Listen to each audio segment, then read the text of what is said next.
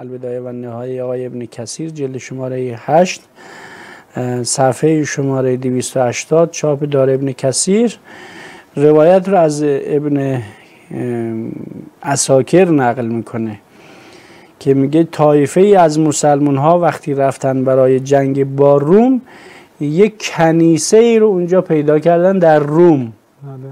مردم حمله کردن، مسلمان ها حمله کردن روم رو فتح کنن، روم همین شامات امروزی رو.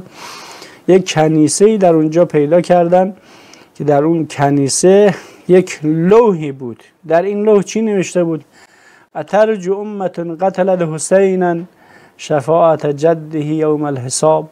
امتی که امام حسین رو به شهادت رسوندن آیا امید دارن که جد امام حسین اونها رو در قیامت شفاعت بکنه؟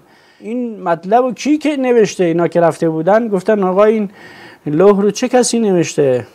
کی گفته اینو؟ گفتن این هذا مکتوب ها هنا من قبل مبعث نبیکم به 300 سنه. این لوح 300 سال قبل از بعثت پیغمبر نوشته شده بوده در یک کنیسه، در کنیسه یهودی ها در روم.